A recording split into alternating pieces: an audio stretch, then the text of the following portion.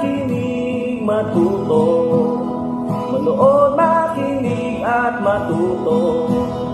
May aral natin ang kwento ng bayan ko. Maligayang pagbati mga bata! Ako, si Teacher Nico. Hatid sa inyo ang isang kwentong aking akda sa ilustrasyon ni Teacher Sheila. At tiyak nakapupulutan ng aral. May kakilala ka bang hindi nakakarinig? O kaya naman ay hindi nakakapagsalita ng maayos? Ako, meron. Ang pangalan niya ay Bingbing. Ano kaya ang ginawa niyang paraan upang makipag-usap sa mga tao sa paligid niya? Tara, halina't tuklasin natin ang mundong tahimik ni Bingbing. Nagmamasdan ko ngayon ang aking bagong paaralan. Lumipat kasi kami ng tirahan dahil mas malapit ito sa pinagtatrabahoan ni nanay.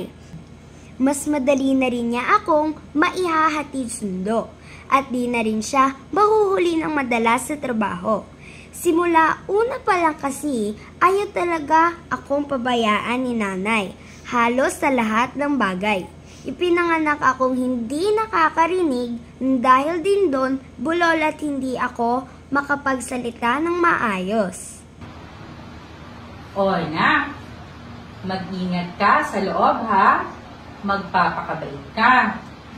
Alam naman natin na di mo agad maintindihan ang mga kaklase mo. Pero huwag kang mag-alala. Nandiyan naman ang iyong guro na si Teacher Angie. Marunong siya ng sign language. Sige po, Nay. Kayo din po ha. Mag-iingat po kayo. Anak, bago mo pala makalimutan, meron akong huling paalala sa iyo. Pansinin mo ang muka na nagsasalita. Tingnan mo mabuti ang labi at paggalaw ng bibig.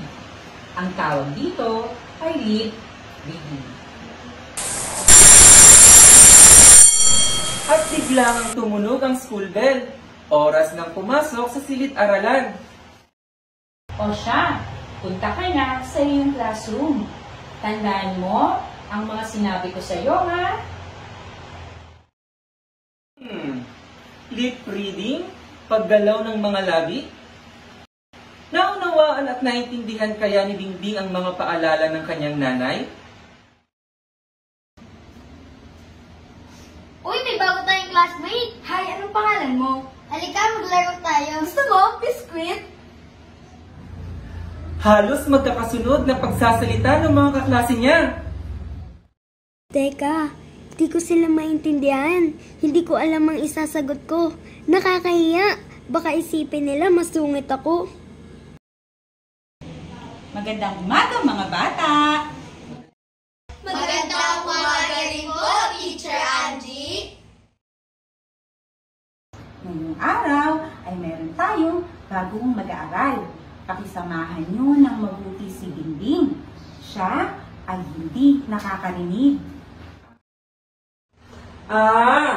Kaya pala kanina ay di niya tayo pinansin kasi di niya tayo narinig. Sinabi naman ni Teacher Angie ng pasenyas ang sinabi ng classmate niya para kay Bingbing. Tumango naman si Bingbing, sabay kaway niya sa harap ng klase.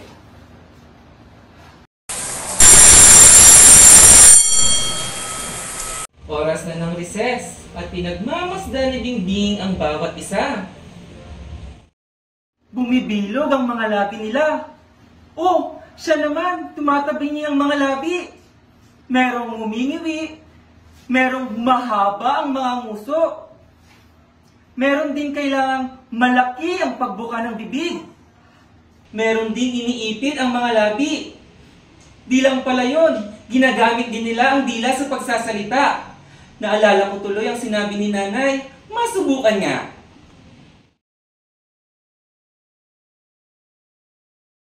Teacher Angie, nais ko pong subukan ng lip reading.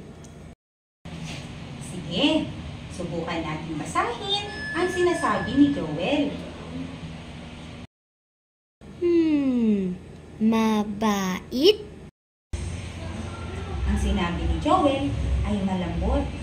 Subukan naman natin kay Jessa. Malapit? Ang sabi niya ay masakit. Okay lang yan, Bingbing. Kakasubok mo pa lang naman at hindi na rin masama dahil halos malapit na rin naman ang mga sagot mo. Umuwi na ng bahay si Bingbing. Napapaisip siya sa mga nangyari buong araw. Sabi ni Nanay at ni Teacher Angie, pagmasdan kong mabuti ang pagbuka ng bibig. Saka ko na nga lang isipin, makapaglibang na nga lang muna. Agad nanood na lamang ng telebisyon si Bingbing. Hanggang sa may nakita siyang programa na nakakuha ng kanyang pansin. Kitang-kita ang pagbuka ng bibig ng artista na nasa telebisyon. Napansin din niya ang subtitle sa ibabang bahagi nito. Ngayon ko lang naisip na madali lang pala makaintindi sa sinasabi ng iba gamit ang lip reading. Sobrang tuwa ni Bingbing, kaya naman ay nagpatuloy siya sa panunood at pag-aaral ng lip reading. Yay! Ipagpapatuloy ko ring magsanay na maintindihan ng mga classmate ko. Kinabukasan, sinalubong si Bingbing ng kanyang kaklase. Hi, Bingbing! Hello, Joel! Nasaan si Jessa? Pasenyas na sabi niya, kaya naman kumuha siya ng papel at isinulat doon ang gusto niyang sabihin. Tinuro na rin niya kay Joel ang senyas nito. Bingbing, gusto rin namin matuto ng senyas. Natutuwa ako dahil nagpapaturo sa akin ang klase ng senyas. Nang sa ganon maiintindihan na nila ako. Magandang umaga mga bata! Magandang umaga rin po, Teacher Angie. Nagpatuloy na ang klase hanggang dumating sa punto na nakalimutang magsenyas ni Teacher Angie. Nagtanong ito sa klase. Saan matatagpuan ang bahay ni Emilio Aguinaldo? Agad-agad namang nagtaas ng kamay si Bingbing. Nag-alangan si Teacher Angie na tawagin si Bingbing dahil alam niyang di niya naisenyas ang tanong. Sa Cavite po, Teacher Angie. Nagpalakpakan naman ang buong klase dahil alam nilang tama ang sagot niya. Tama, Bingbing! Ang husay mo ng mag-lip reading!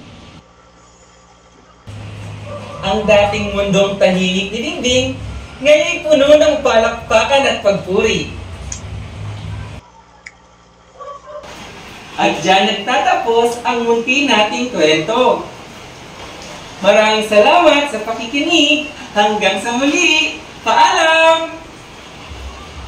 Ang kaban ng mga kwento ng bayan ko ay mula sa amin ng Bureau of Learning Resources at ng mga Learning Resources Management Section ng Kagawaran ng Edukasyon. Manood, makinig, at matuto.